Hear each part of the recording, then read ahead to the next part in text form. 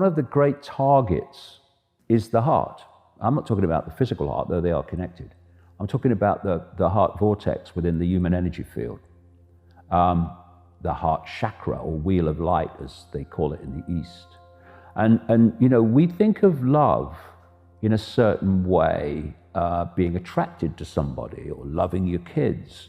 But actually, what I'm talking about, and I talk about this a lot in the answer, it's very different. It includes that, of course.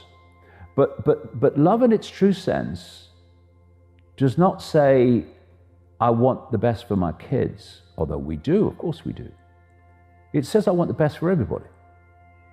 And when you open this, it's not just love in the sense that people perceive it.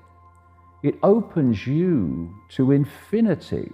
It's our connection to all that is, has been, and ever can be.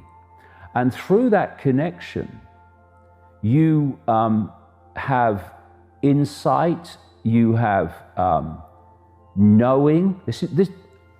When people have intuitive knowing, where do their hands go? Look, mate, I just know, I just know. This knows because it does know, because it's connected to that which does know. And when you open your heart, you're opening your connection to a level of awareness that allows you, first of all, to see the connections, because you're coming from that level where everything is one. Therefore, you can see the connections in the reality you're experiencing. But one definition I would give for this kind of love is the absence of fear. I would call evil the absence of love. I think that's what evil is. It's the absence of love. You infuse love into evil, it's not evil anymore. It's the absence of love. And this is what this cult is. It's the absence of love. That's why it does what it does. But it's also the absence of fear.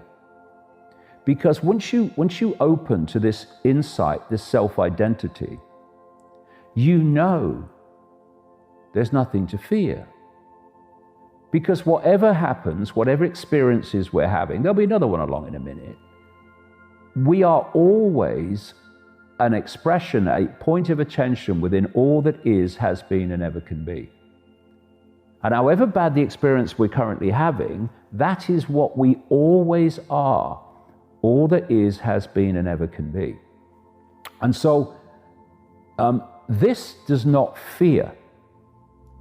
This will always do what it knows to be right, and therefore does not consider consequences for doing what it knows to be right, because it would never consider doing anything but what it knows to be right. Thus, consequences are irrelevant. This says, I'd like to do this, but what are the consequences? And you'll always find a list of consequences why you wouldn't do it. This says, I do what I know to be right. Consequences, therefore, are not even a conversation. And one of the great fears that people have, well, it's the foundation fear, I think, is the fear of the unknown, which manifests as the fear of death. And the manipulation of the fear of death is the manipulation of this pandemic. It's why people have been frozen in fear, because they fear death. It's why doctors have so much power. Well, actually, you are all that is, has been, and ever can be, and always will be. You're just having a brief experience. So this is without fear. It doesn't consider consequences. What I mean by that is it knows that if you cross the road in front of a truck, you're going to get damaged. But I mean consequences of what will people do or think or say about me, what will happen to me for doing what I know to be right. It doesn't even consider those consequences. I never consider them. Because to consider them is to consider not doing what I know to be right, not having it. Because you reach this point of connection and this point of insight, you know, and I'm not sitting cross-legged on a mountain like a Buddha. Anyone can do this. It's our natural state. We're being manipulated into an unnatural state. This is what I'm describing is our natural state. When you open your heart, you know that death is nothing except a transfer of attention. That's all it is. I've got a picture in the answer, and it's of a bloke with a headset, you know, a virtual reality headset, and he's just taking it off and looking around.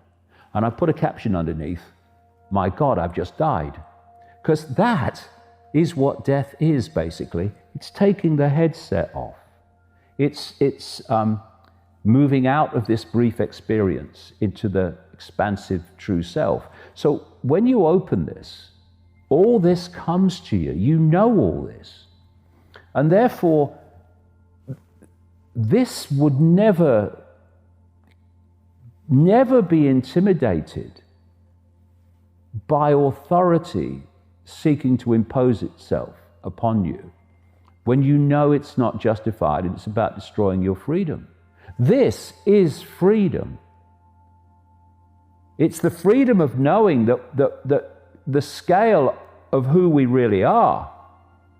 It's the freedom of connecting with all that is.